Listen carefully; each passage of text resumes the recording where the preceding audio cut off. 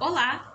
Hoje eu vou fazer um vídeo muito pedido por vocês que é sobre a Elohut do Mashiach, ou seja, sobre a divindade do Mashiach. E aí, isso é um pensamento judaico ou não? O Mashiach, ele tem ou não tem Elohut? Bom, vamos adentrar a princípio, por exemplo, dentro do cristianismo para entender de onde que saiu, por exemplo, essa tese da doutrina da Trindade. Bom, eu vou pegar aqui para vocês, por exemplo, Filosofia e Cosmovisão Cristã, tá? Do J.P. Morelli com o Dr. William Lane Craig, que vai mencionar, por exemplo, sobre essa questão bem aqui na página 698, 699 e 702. Aqui, por exemplo, principalmente no tema onde aborda a respeito da Trindade.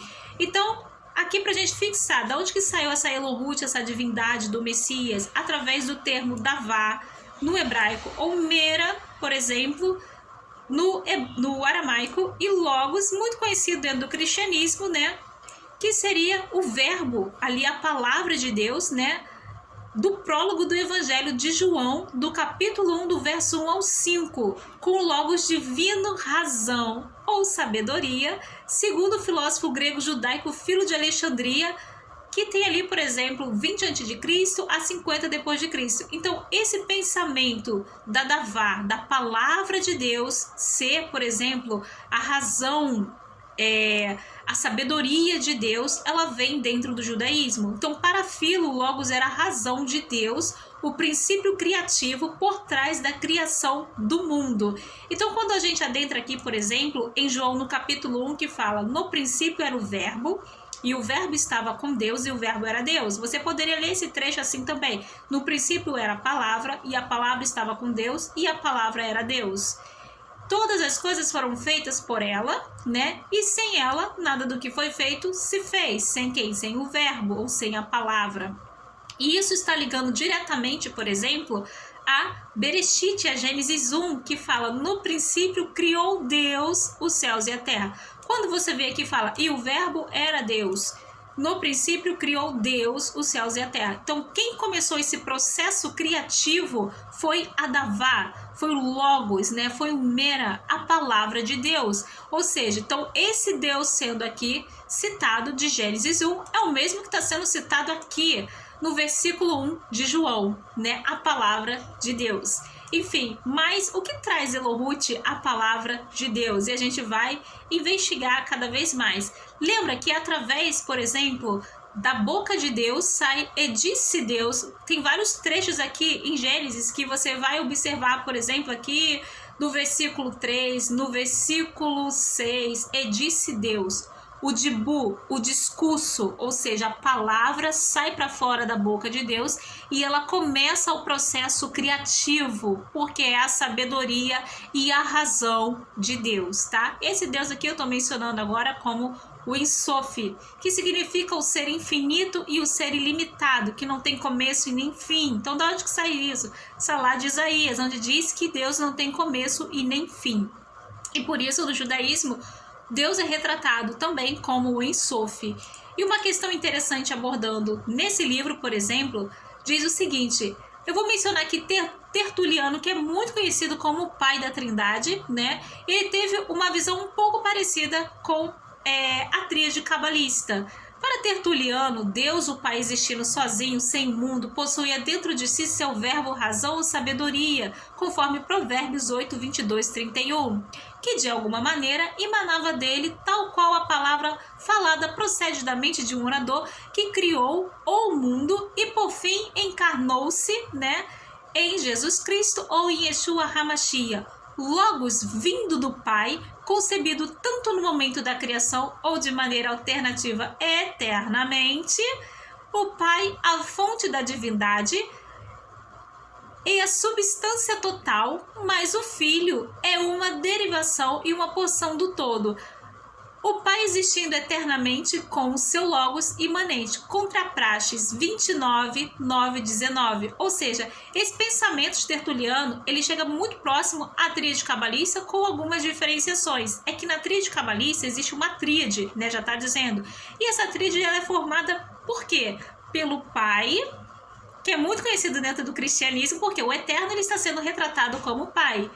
como filho também, porque o Eterno é retratado como filho. Ou seja, isso sai lá de Terrelim, ou seja, dos Salmos 2, e de Michlei, de Provérbios 30, do versículo 4. Então, e como mãe? Isso sai, por exemplo, de Isaías 66, 13, onde menciona como uma mãe que consola, eu vos consolarei. E quem entra no lugar aqui do Consolador? Nesse caso é Aruach HaKodesh, que inclusive é um termo feminino, né, no hebraico. Porém, outras vezes ela vai aparecer em um termo masculino quando utilizar o termo o Consolador, por exemplo. E uma questão interessante, isso significa então que o Eterno seria chamado de pai, ou ele é chamado de mãe, ou ele é chamado de filho, principalmente pai e mãe aqui? Significa que ele é do sexo masculino ou do sexo feminino? Na realidade, a concepção, por exemplo, de que o Eterno, né, é espírito, ou seja, nesse sentido, Deus não tem sexo, não tem forma. Porém, ele dá forma a si mesmo através da mística forma de Adão Kadmon, que seria o homem celestial, o homem primordial. E nesse sentido está escrito, façamos o homem conforme a nossa imagem, conforme a nossa semelhança. Porque o reflexo daqui da Terra, na realidade, seria o reflexo celestial. Então, nesse sentido, você tem essa alusão de que o Eterno ele dá forma a si mesmo na forma mística de Adão Kadmon. Só para adentrar que esse pensamento ele está dentro do judaísmo. E é exatamente por isso que a gente vai verificar que o judaísmo ele não nega que o Eterno ele pode se manifestar em formato de homem.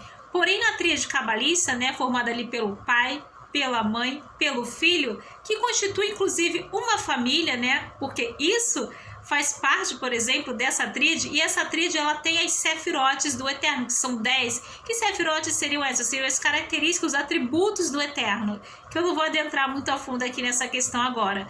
Então daí sai, por exemplo, esse pensamento de Tertuliano muito parecido. Porém, o pai, o filho e a mãe nesse sentido, que a gente sabe que ela está adentrando ali, por exemplo, como Aruach HaKodesh, porque é uma característica do Consolador, do Espírito Santo, do Espírito de Santidade. Nesse caso seria as Gaonins ou as Kenumé, ou seja, as manifestações do Eterno, o que nesse caso seria visto como uma porção, por exemplo, uma derivação da porção do todo, que seria o Ensof, que é o ser infinito e ilimitado.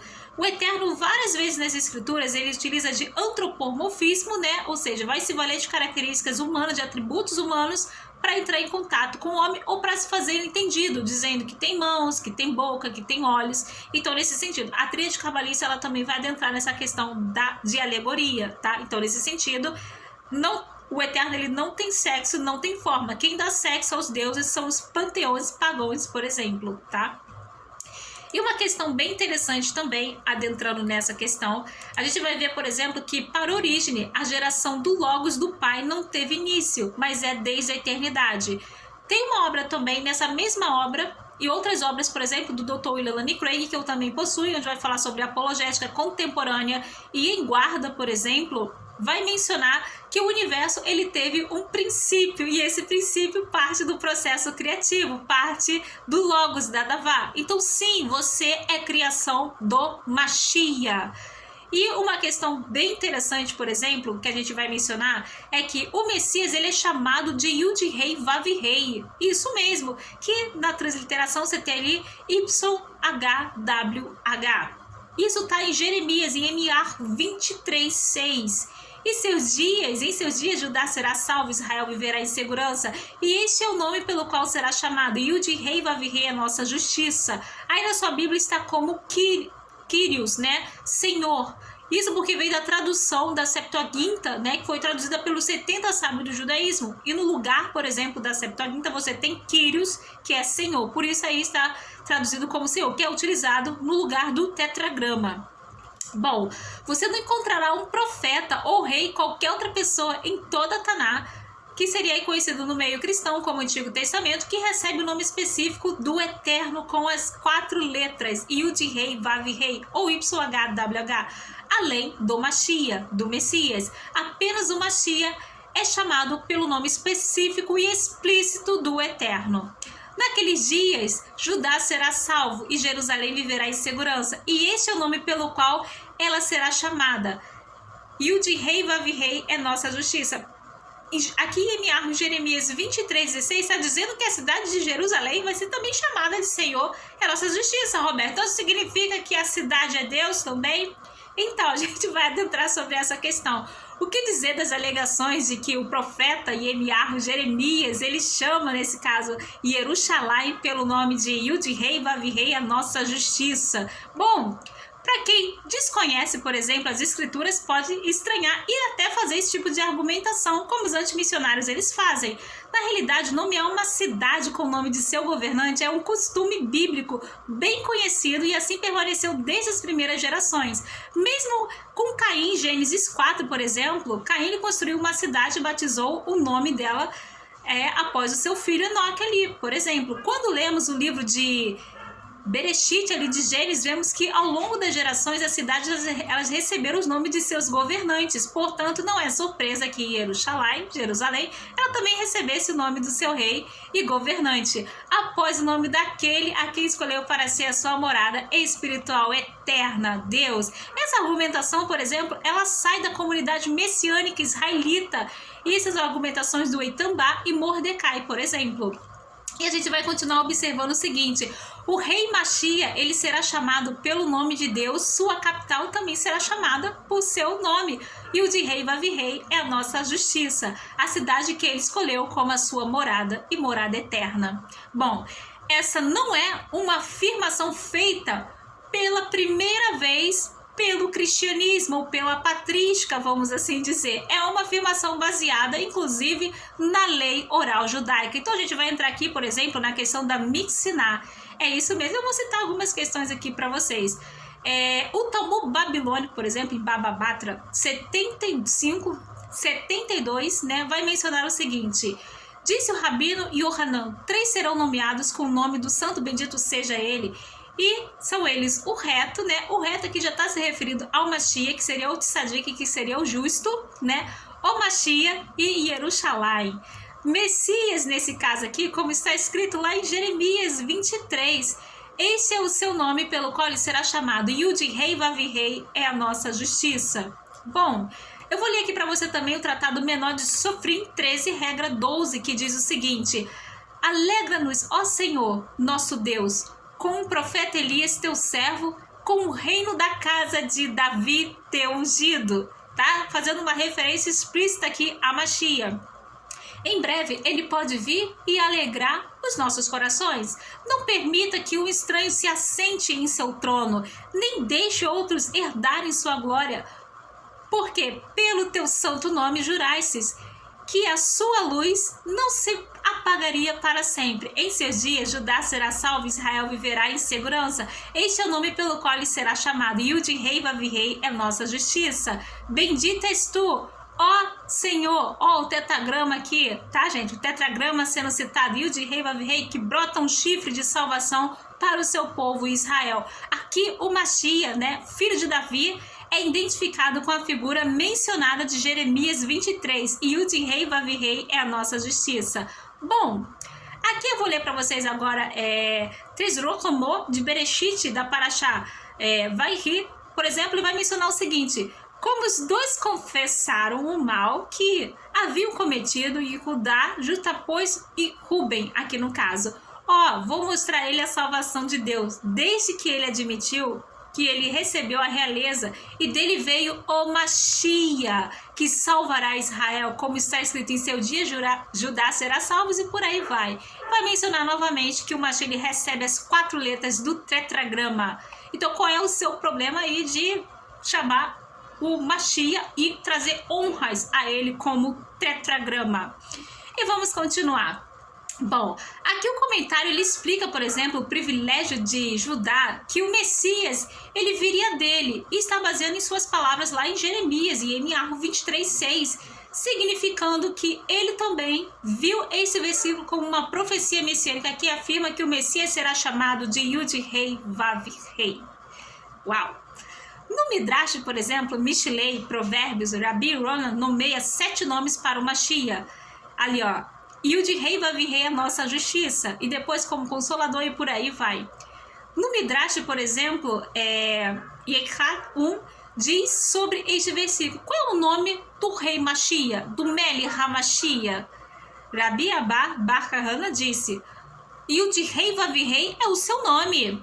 E esse é o nome pelo qual ele será chamado. Yud-Hei Vav-Hei é nossa justiça, porque ele é o Tzadik.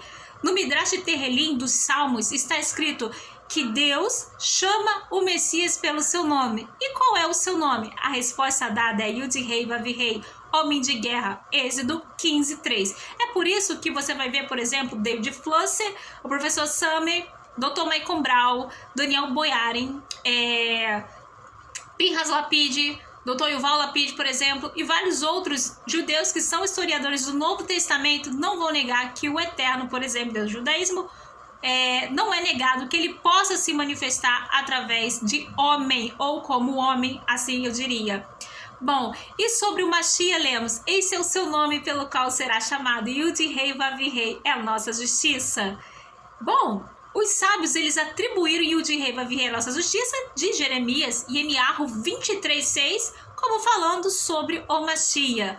O Rabino, por exemplo, aqui, Yohanan, né, o escritor dos Tratados Menores, e o Rabino Abraham não são cristãos. Portanto, essa é uma linha de pensamento judaico a respeito de Mashiach. Então, não vá para a internet, não vá para as redes sociais dizendo, por exemplo, que no judaísmo não se tem a ideia de que Mashiach não tem Elohut, porque se tem essa ideia, sim, e está aqui posta para vocês agora. Bom, e como eu sempre falo, o judaísmo ele não é uma religião monolítica, então estou citando aqui os sábios do judaísmo para vocês, tá? Uma observação é que a oração mais importante aqui do judaísmo, que a gente tem, por exemplo, Shema Israel, Adonai Eloheinu, Adonai Echad, né? Onde você fala: ouve, ó Israel, e o de Rei Vav-Hei é nosso Elohim. E o de Rei Vav-Hei é um, ou seja, Echad. Está lá em Devarim, Deuteronômio 6:4. Essa é uma passagem, né? Essa é uma das passagens concernente à unidade que é ensinado pelas Escrituras. Em Devarim, aqui em Deuteronômio 6:4, nós lemos primeiro Yud-Hei Vav-Hei, depois Eloheinu, nosso Elohim, né? E novamente Yud-Hei Vav-Hei, que juntos, na realidade, formam uma unidade que é ensinado pelas Escrituras, como afirma, inclusive, o livro do Esplendor, que seria o Zohar. E nesse caso, a Septuaginta, por exemplo, a tradução antiga grega da Bíblia hebraica, como eu mencionei, ela simplesmente, ela representa aqui, ela traz uma tradução de Kyrios, né, que seria Senhor nesse caso. E por isso que às vezes na sua Bíblia tá ali como Senhor, porque esse termo ele sai ali da Septuaginta, do termo Kyrios. E no aramaico está como Mar de Senhor e Yah do bigrama do tetagrama. Então tem ali, por exemplo, Maria, né? E a gente tem também vários outros eufemismos que são utilizados no lugar do tetragrama, que você vai ver aí: Senhor, Adonai, Hashem, Eterno. São mais de 80 eufemismos que são utilizados no judaísmo para, vamos assim dizer, substituir ou colocar ele no lugar do tetragrama, que é Yud-Hei Vav-Hei. Então, quando a sua Bíblia ela vem escrito, por exemplo, lá na Brit Hadashah, no Novo Testamento, Jesus Cristo é o Senhor, ou Yeshua HaMashiach Maria, né? Está dizendo, na realidade, que Yeshua HaMashiach é Yud-Hei Vav-Hei. Então, dentro quando você vê, por exemplo, Yud-Hei Vav-Hei, na realidade, em Yud-Hei Vav-Hei existe uma tríade: pai, mãe e filho. Bom, existe uma teofonia judaica que ela vai explanar isso de uma forma também super excelente, que vai mencionar a respeito de Metatron, né? Mas eu vou deixar, por exemplo, essa live para uma outra oportunidade, porque eu tenho muita questão para mencionar a respeito de Metatron. De uma maneira resumida, portanto, o Messias, ele integra o Echad. Quando você está falando Shema Israel, Adonai Eloheinu, Adonai Echad, quem está nesse Echad? Essa passagem é concernente à unidade que é ensinado pelas Escrituras. Então, quem está dentro dessa unidade? Quem integra Yud-Hei Vav-Hei? Pai, mãe e filho, segundo a tríade cabalista. E dentre elas existem os atributos, né? São divididos ali os atributos do Eterno, que é conhecido como as Sefirotes, as 10 Sefirotes. Eu queria deixar esse vídeo aqui para vocês a esse respeito. Então sim, essa ideia de Elohut do Mashiach, ela é uma ideia judaica.